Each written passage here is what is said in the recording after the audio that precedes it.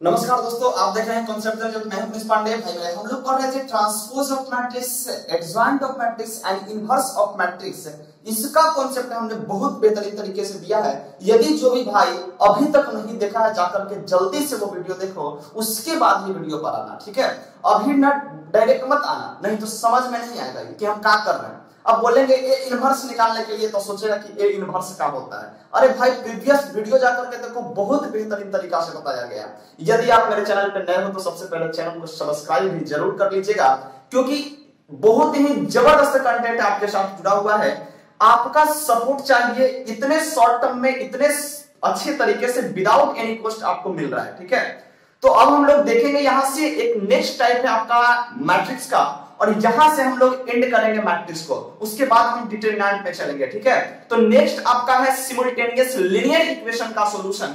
यदि कोई इक्वेशन आपका दिया रहेगा 2x प्लस वाई बराबर 3, एक इक्वेशन 3x प्लस वाई बराबर 6, ये इक्वेशन का सॉल्यूशन हम लोग मैट्रिक्स के टर्म में इन्वर्जन मेथड जिसको बोला जाता है, by inversion method solution of simultaneous linear equation, ये बोला जाता है, ठीक है। तो इसको देखने से पहले हम थोड़ा सा ये देखेंगे। देखो, इसमें या तो दो वेरिएबल निकालना होगा, x y का मान निकालना होगा, या आपको दे देगा x y z,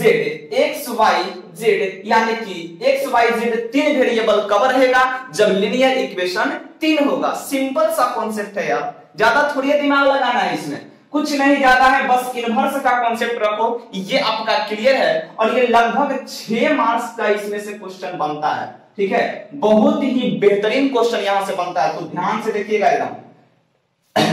देखिए यहां पे सबसे पहले हम लोग देख लेते हैं, थोड़ा सा एक कॉन्सेप्ट आपको देते हैं। एक होता है कंसिस्टेंट, थोड़ा सा देखना दिया गया आपका टॉपिक में कंसिस्टेंट, और एक होता है इनकंसिस्टेंट। ध्यान से देना, एक होता है देखना कंसिस्टेंट सिस्टम और एक होता है इनकंसिस्टेंट सिस्टम। ये होता क्या चीज है, तो कोई आपका इक्वेशन दिया रहेगा और उस यदि इक्वेशन का सॉल्यूशन निकल जाए, यदि आपका उस इक्वेशन का सॉल्यूशन एग्जिट कर जाए, एग्जिट मतलब देख भाई कोई सॉल्यूशन या तो उसका वन सॉल्यूशन हो या उसका मोर सॉल्यूशन हो जाए, एक से अधिक हो जाए, ठीक है। तो वो आपका क्या होगा, वही आपका कंसिस्टेंट सिस्टम कहलाता है। और इनकंसिस्टेंट में क्या होता है मेरे भाई, थोड़ा सा ध्यान से देखना, सॉल्यूशन डज नॉट एग्जिट, जो इसका सॉल्यूशन होगा, जो सॉल्यूशन हल इसका निकलेगा इस सिस्टम का, इस इक्वेशन का, वो डज नॉट एग्जिट। इसका मतलब देखो क्या हो गया, डज नॉट एग्जिट मतलब इसका कोई हल नहीं होगा, कोई हल नहीं निकलेगा वहां से। यही कह रहा है कंसिस्टेंट और इनकंसिस्टेंट का खेल, थोड़ा सा समझ में आया होगा।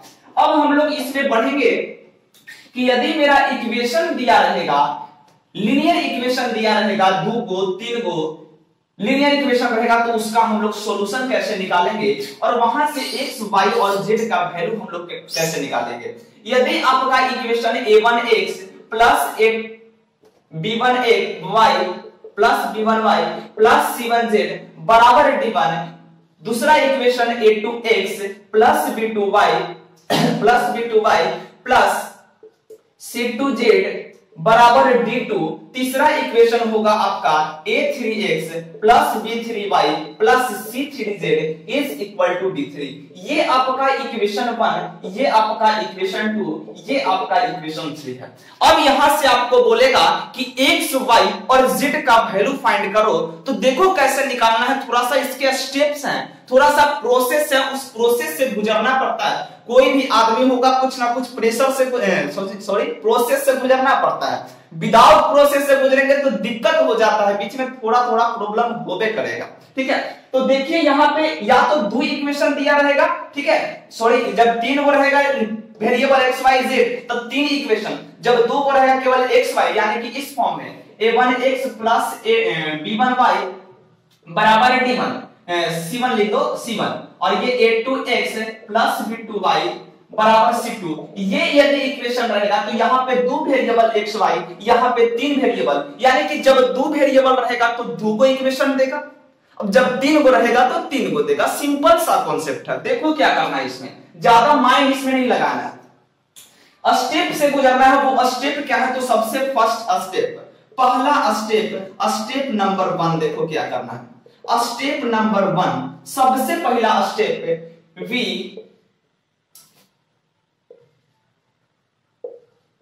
Right the equation in the form of matrix. तो मैट्रिक्स के फॉर्म में सबसे पहले इस इक्वेशन को लिखना है आपको। फर्स्ट प्रोसेस इक्वेशन में उसको लिखना है।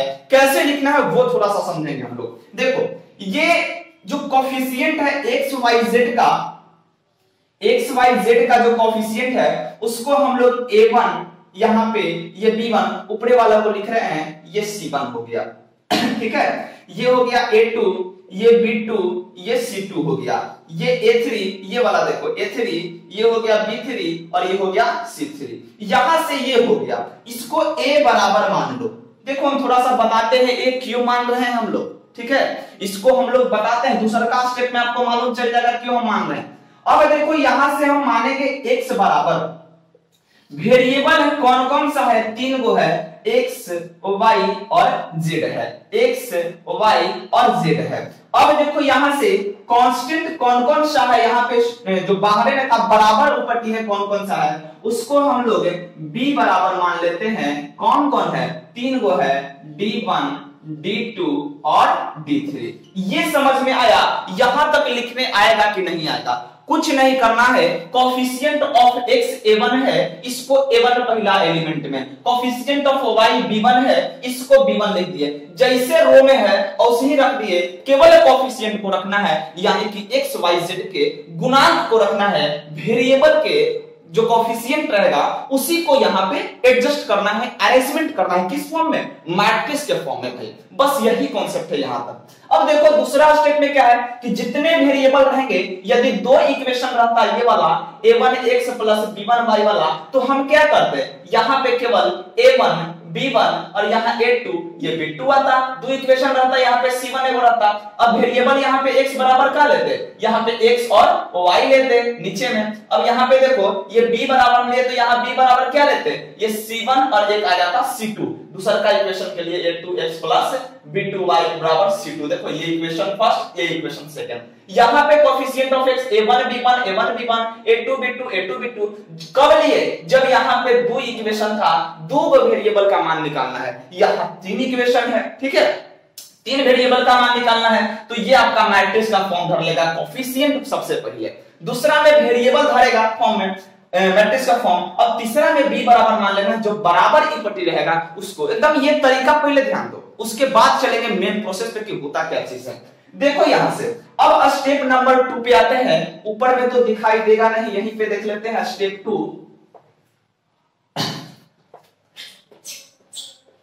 स्टेप 2 हम लोग देख लेते हैं। स्टेप 2 में क्या करना है भाई, ज्यादा कुछ नहीं, इसमें भी वही चीज करना है, लिखना है आपको वी कैन, या लिखो the system of the equation, the system of the equation can be written, लिख सकते हैं हम लोग किस फॉर्म में, in the form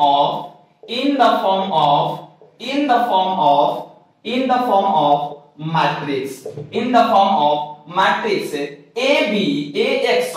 ax बराबर b के फॉर्म में। यही इसका जो है मेन की पॉइंट है। ये जो इक्वेशन सोल्व करना है इसका मेन जड़ यही है, मेन सलाई रेंज यही है। एकड़े से सब नट बोल्ट खोले वाला है, सब समझो। ये ax बराबर b जो है इस सलाई रेंज के काम करेगा, यहाँ ये सलाई रेंजवा के काम करेगा। इससे सब जितना इक्वेशन होगा 2x2 ऑर्डर का हो या 3x3 ऑर्डर का हो, पूरा सॉल्यूशन आपका इसी से निकलेगा। ये x बराबर b से, इसको एकदम रट जाना है, ठीक है। अब देखो क्या करना है, यहां से हम थोड़ा सा आगे बढ़ेंगे। ये बस हो गया, बस मेन की पॉइंट यहां से है। जब हमको यहाँ पे स्टेप 3 में बढ़ेंगे हम लोग, तो यहीं से निकलेगा आपका x बराबर a इनवर्स b। जब ये नीचे जाएगा तो ऊपर करेंगे तो a इनवर्स। यही मेन कॉन्सेप्ट है आपका, यहां तक ही गुजरना है। ये कॉन्सेप्ट थोड़ा सा रखना, थोड़ा सा हम लोग आगे बढ़ते हैं। देखो यहाँ पे ये करने, देखो यहां तक करना है कब, ये x बराबर b लिखना है, तीसरका में x बराबर a इनवर्स। उससे पहले आपको डिटरमिनेंट का कॉन्सेप्ट थोड़ा सा देते हैं कि ये क्वेश्चन कैसे बनेगा। ये स्टेप रख लिया ना, यहां तक का स्टेप रखो। उसके बाद देखो कि क्वेश्चन के टर्म में हमको सबसे पहले क्या करना पड़ेगा। तो सबसे पहले आपको देखो क्या करना होगा, थोड़ा सा उतारते जाना ये सब, ठीक है। अब हम लोग देख लेते हैं थोड़ा सा आगे, ax बराबर b तक का कॉन्सेप्ट आपको समझ में आ गया। ax बराबर b तक का कॉन्सेप्ट मेन स्लाइड में धरा गया है। अब कुछ काम बचा नहीं, थोड़ा सा काम बचा है। देखो क्या, इसके बाद आपको स्टेप 3 में नहीं जाना है, सबसे पहले डिटरमिनेंट a निकालना है। यदि डिटरमिनेंट मेन कॉन्सेप्ट यहां से दे रहे हैं 2 और 1 तीन कॉन्सेप्ट यहां से देंगे, ये थोड़ा सा ध्यान से देखना। यहीं से आपका ऑब्जेक्टिव क्वेश्चन भी बनेगा और सब्जेक्टिव क्वेश्चन भी आपका एकदम धड़क से क्लियर हो जाएगा। देखो यदि डिटरमिनेंट a का value not is equal to 0 होगा, यदि डिटरमिनेंट का value not is equal to 0 होगा तो ये आपका एग्जिट करेगा, मतलब कि इसका सॉल्यूशन यूनिक होगा, यानी कि एक ही सॉल्यूशन निकलेगा। सॉल्यूशन एग्जिट डिटरमिनेंट, यहां लिख दो solution of matrix exit and it's only one solution, it's only one solution। या लिख सकते हो यहां पे कि यूनिक सॉल्यूशन, केवल एक ही सॉल्यूशन इसका निकलेगा। इस डिटरमिनेंट का, इस जो मैट्रिक्स के फॉर्म में रहेगा उसका केवल एक ही सॉल्यूशन निकलेगा। कब? जब डिटरमिनेंट का वैल्यू आपका नॉट इज इक्वल टू 0 होगा तब। अब देखो यहां से दूसरा कॉन्सेप्ट है, यदि कोई सोच रहा होगा कि भाई डिटरमिनेंट का वैल्यू यदि 0 के बराबर हो जाएगा तब क्या करेंगे। तो यदि डिटरमिनेंट का वैल्यू 0 के इक्वल हो जाएगा तो आपका डिटरमिनेंट जो आपका मैट्रिक्स दिया रहेगा जो फॉर्म में, उसका वैल्यू डज नॉट एग्जिट नहीं करेगा, यानी कि इसका सॉल्यूशन नहीं होगा। लेकिन एक और कॉन्सेप्ट देखना, यहां पे ध्यान देना थोड़ा सा, यहां पे तो डज नॉट एग्जिट है, लेकिन थोड़ा सा यहीं पे कॉन्सेप्ट आपको ध्यान देना है कि फिर से इसको एडजॉइंट a इनटू b निकालना है। कब, किस फॉर्म में हम बता रहे हैं, जब x बराबर b के फॉर्म का इक्वेशन रहेगा तब हम लोग बना रहे हैं, ठीक है। ये डिटरमिनेंट का वैल्यू यहां पे नॉट इज इक्वल टू 0, काम खत्म, यूनिक सॉल्यूशन। यदि इज इक्वल टू 0 हो जाएगा एडजॉइंट b, यदि नॉट इज इक्वल टू 0 होगा, ध्यान देना थोड़ा सा, इधर यदि डिटरमिनेंट b नॉट 0 होगा तो इसका जो होगा नो सॉल्यूशन होगा, कोई सॉल्यूशन नहीं होगा। क्वेश्चन हम लोग देखेंगे इस पे थोड़ा सा, ठीक है। बहुत बेहतरीन 2-3 प्रकार का क्वेश्चन है। इसका कोई सॉल्यूशन नहीं होगा। कब नहीं होगा? जब adjoint a into B not is equal to 0 होगा, तब इसका कोई सॉल्यूशन नहीं होगा। हम लोग लिखेंगे it has no solution, it has no solution, it has no solution. यदि डिटरमिनेंट का वैल्यू 0 होगा, एडजॉइंट a इंटू बी, ये भी यदि 0 हो जाए, ये भी यदि 0 हो जाए तो आपका इनफाइनाइट सॉल्यूशन हो जाता है भाई, इनफाइनाइट सॉल्यूशन। एक से अधिक हल होगा उस इक्वेशन का जो इक्वेशन दिया रहेगा आपका। बस यही कॉन्सेप्ट है। अब इसमें हम लोग चलेंगे क्वेश्चन पे कि क्वेश्चन कैसे बनाएंगे, ठीक है। देखो मेन क्वेश्चन का प्रोसेस रखो कि क्वेश्चन कैसे बनाना है, ये तो कॉन्सेप्ट है आपका कि कैसे करना है। सबसे पहले डिटरमिनेंट आपको x बराबर b लिख देना है, वहां पे डिटरमिनेंट का वैल्यू फाइंड करना है। यदि वो नॉट इज इक्वल टू 0 होता है कोई टेंशन नहीं है। उसके बाद हम लोग स्टेप 2 जो बताया वहां तक चलना है, स्टेप 3 में चलना है। तो यदि डिटरमिनेंट का वैल्यू 0 हो जाएगा तो ये दो कंडीशन होते हैं। ऑब्जेक्टिव क्वेश्चन यहां से बनता है कि adjoint a into b not is equal to 0 होगा तो इसका एक भी सॉल्यूशन नहीं होगा। लेकिन यदि एडजॉइंट a इंटू b बराबर 0 होगा तो इनफाइनाइट सॉल्यूशन होगा। किसका? उस सिमुल्टेनियस लीनियर इक्वेशन का। ये कॉन्सेप्ट रखना है, ठीक है। अब हम लोग चलते हैं क्वेश्चन पे, थोड़ा सा देखेंगे कि क्वेश्चन कैसे हम लोग बनाएंगे। 6 नंबर में पूछेगा, पूछबो करेगा तो 6 नंबर में, 4 नंबर में पूछ ही नहीं सकता, ठीक है। और यदि किस्मत खराब रहेगा तो 4 नंबर में भी पूछ देगा।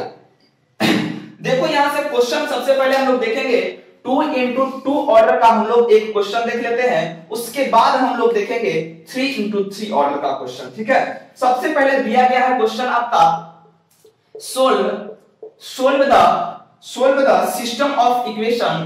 solve the system of equation using matrix method। देखो यहां से इसको इन्वर्जन मेथड बोला जाता है, by matrix inversion method, matrix method. और इक्वेशन दिया गया आपका 4x - 3y बराबर 3 और एक आपका इक्वेशन है 3x - 5y बराबर 7। देखो यहां से करना क्या चीज है, सबसे पहला चीज करना क्या है इसमें, आपको यहां पे कुछ ज्यादा कुछ नहीं करना है, सबसे पहले सॉल्यूशन लिखना है, ठीक है। ये हो गया मेरा सॉल्यूशन, लिख दिया हम लोग, ठीक। अब देखो क्या करना है, यहां से लिखना है गिवन द इक्वेशन इज, कौन कौन से equations are given the equations are.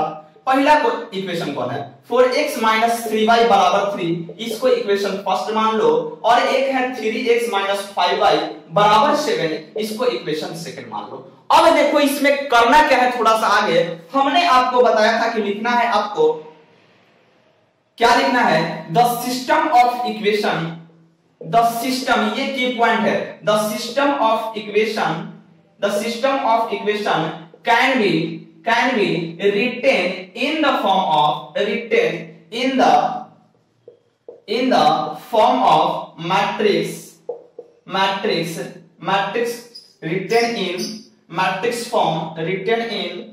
matrix form ax बराबर b, ये फॉर्म में लिखना है। तो ax बराबर b कैसे लिखेंगे, हमने बताया था आपको कि ऐसे कर देना है, दिखाई दे रहा है, यहां तक देगा लगभग, ठीक है। यहीं पे कर लेते हैं, 2 into 2 का ही है। तो देखो ये जो कोफिशिएंट रहेगा x का y का, उसको लेना है, तो ये 4 है यहाँ पे, ठीक है। और यहाँ पे देखो प्लस में हम बताए थे, यहाँ माइनस है, तो ये -3 हो जाएगा, ध्यान देना थोड़ा सा। ये 3 है, 3 ले लिए, यहाँ -5 है, -5 ले लिए। ये तो मेरा निकल गया कितना, a बराबर, ये हो गया। अब देखो x बराबर हम क्या बोले थे, x बराबर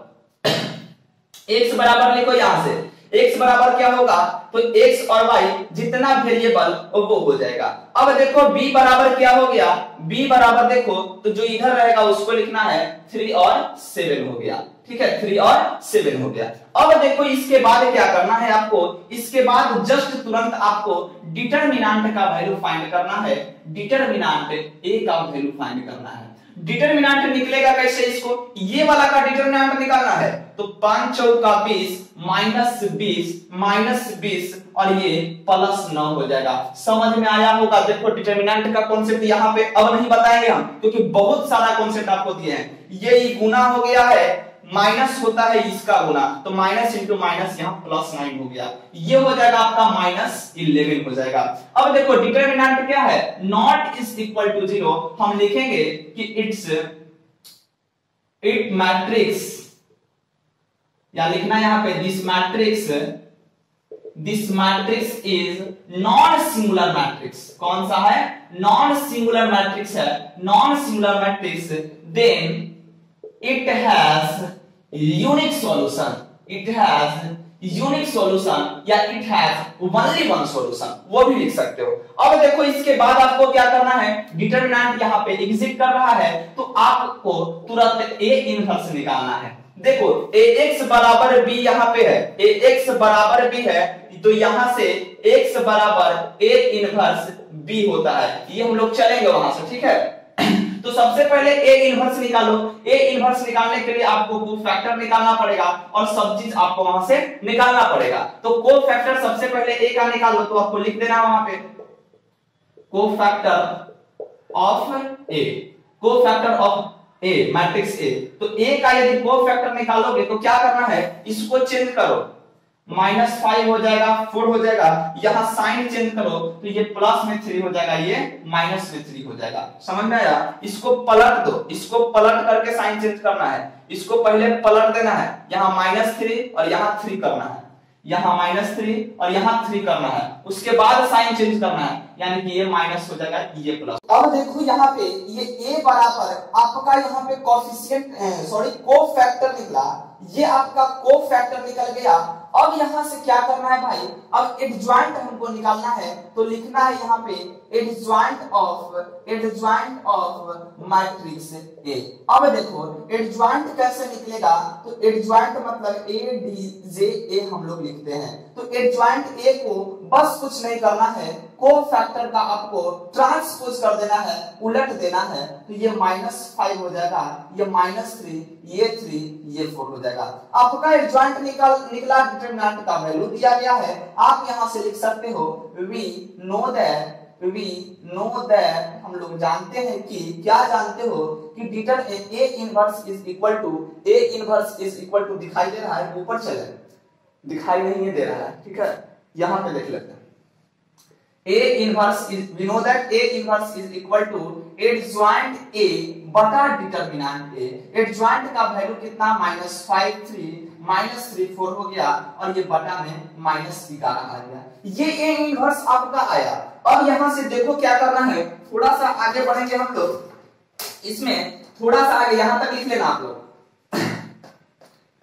अब इसमें आपको आगे क्या करना है कि वहां से आना है ax बराबर 20, ax बराबर b हमने लिखा था, यहां से x बराबर क्या हो जाएगा, a इनवर्स b हो जाएगा। ये a जो इधर है वो इधर जाएगा तो नीचे जाएगा बटा में, और बटा में जाएगा तो ऊपर में a इनवर्स हो जाएगा। a इनवर्स हमको निकालना है, a इनवर्स निकलेगा कैसे, तो वहां पे हम लोग निकाल लिए हैं a इनवर्स।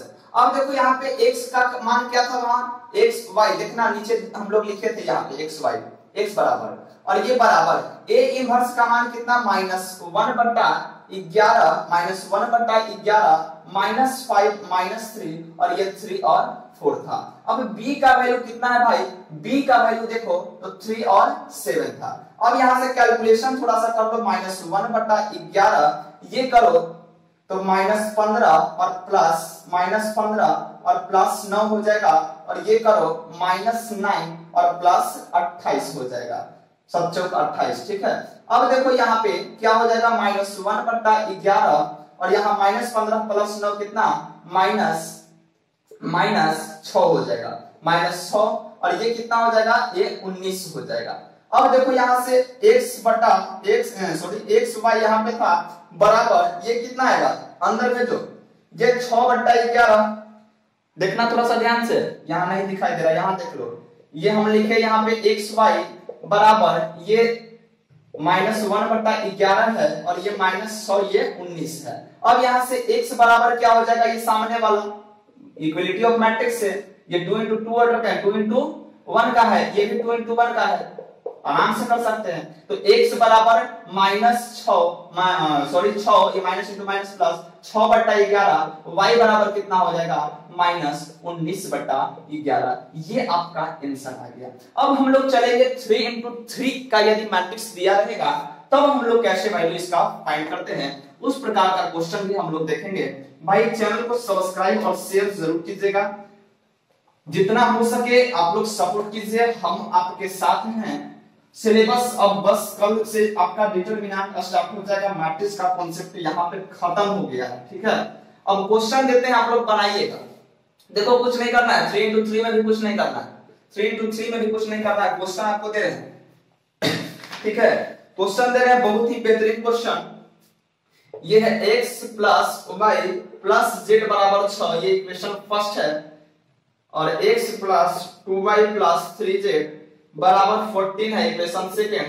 इक्वेशन थर्ड देखो, x plus 4y plus 7z बराबर 30 है, ये इक्वेशन 3 है। अब आपको बाई मैट्रिक्स, कौन सा बाई मैट्रिक्स इन्वर्जन मेथड से आपको x और y और z का वैल्यू फाइंड करना है, जहां x y z का वैल्यू आप लोगों को बता देते हैं, बनाइएगा आप लोग। x y z का वैल्यू कितना है वो भी आपको हम बता देते हैं कितना है। x y z का वैल्यू कितना आएगा,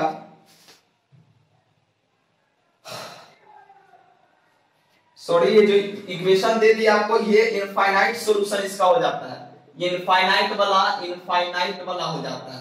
अब इनफाइनाइट वाला हो जाता है, इनफाइनाइट का दे दिए हैं, उसमें एक जो डिटरमिनेंट निकालिएगा इसका ना, तो इक्वल हो जाएगा जीरो के इक्वल हो जाएगा। तो वहां से देखो a inverse does not exist, तो एडजॉइंट a इनटू b निकालना है। एडजॉइंट a इनटू b यदि ये निकलेगा, एडजॉइंट a और इनटू में यहाँ पे b निकालना है। यदि ये भी जीरो आ जाए, तब तो वहां पे इसका मेनी सॉल्यूशन हो जाएगा, और यहाँ पे ये भी इसका जीरो ही आ जा रहा है। ठीक है, ये भी इसका जीरो ही आ जा रहा है, एडजॉइंट a इनटू b।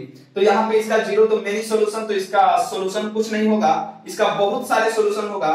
जैसे कि x प्लस वाई बराबर, देखिए यहाँ पे निकालेंगे, हम लोग बताएंगे इस प्रकार के क्वेश्चन को। ठीक है, तो बस यहीं पे देखते हैं एक और इक्वेशन, थोड़ा सा आपको देखते हैं जिसका सॉल्यूशन निकले। इस प्रकार का क्वेश्चन आपसे नहीं पूछेगा तो बस x y z का वैल्यू फाइंड करने के लिए। ठीक है, तो देखिए एक इक्वेशन है आपका 2x minus y plus 3z बराबर 9, ये इक्वेशन फर्स्ट है। इक्वेशन सेकंड है आपका x plus y plus z बराबर 6, और ये है x minus y plus z बराबर 2। ये इक्वेशन आपका है, इक्वेशन 2 हो गया। इक्वेशन 3, यहाँ x y z का वैल्यू आपको फाइंड करना है, जिसका मान 1 2 3 है। 1 2 3 ये है। देखो इसमें करना क्या होगा, आपको थोड़ा सा देख लो, ज्यादा कुछ नहीं, थोड़ा सा देखना है। इसमें कुछ नहीं करना है आपको, इसमें आपको 3 into 3 का मैट्रिक्स, सबसे पहले जो प्रोसेस है उसमें ax बराबर b, वही फॉर्म में आपको लिखना है। अब यहाँ से a मैट्रिक्स जो आएगा वो 3 into 3 का आएगा, 2 minus 1 3 हो जाएगा, 2 minus 1 3 हो जाएगा। यहाँ पे 1 1 1 हो जाएगा, 1 1 1 हो जाएगा। यहाँ 1 minus 1 हो जाएगा, 1 minus 1 1 हो जाएगा। अब x बराबर हम क्या लिखेंगे, x y z लिखेंगे। अब b बराबर क्या हो जाएगा, b बराबर देखो तो 9 6 2 हो जाएगा, 9 6 2 हो जाएगा। अब यहाँ से क्या करना है आपको, a इनवर्स फाइंड करना है। इनवर्स फाइंड करने के लिए हमने बताया है आपको कोफैक्टर निकालना पड़ेगा, एडजॉइंट आपको निकालना पड़ेगा, उसके बाद एडजॉइंट बटा डिटरमिनेंट आप निकालेंगे, तो यहाँ से आपका क्या निकलेगा, a इनवर्स निकलेगा।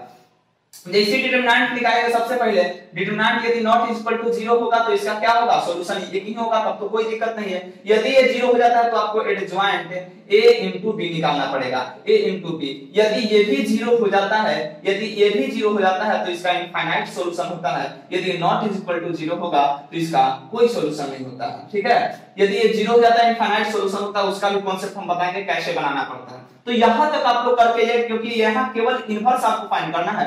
फिर यहाँ से आप x बराबर क्या निकालेगा, a inverse b। a inverse आप यहाँ से निकाल ही लीजिएगा, b का मान यहाँ पे दिया गया है, इसको गुना कर लेना है, मल्टीप्लिकेशन कर लेना है, आप आसानी से बना सकते हो। तो भाई ज्यादा हमको तंग मत किया करो, इतना कैलकुलेशन आप कर सकते हो आसानी से। हम लोग मिलते हैं नेक्स्ट वीडियो में बहुत ही जबरदस्त कॉन्सेप्ट के साथ, डिटरमिनेंट का कॉन्सेप्ट। और डिटरमिनेंट बहुत ही इंपॉर्टेंट चैप्टर, वहां से 6 नंबर का आपका एकदम जरूर पूछेगा। तो बस वीडियो का यहीं तक अंत करते हैं भाई। थैंक यू मेरे दोस्त, जय हिंद भाई।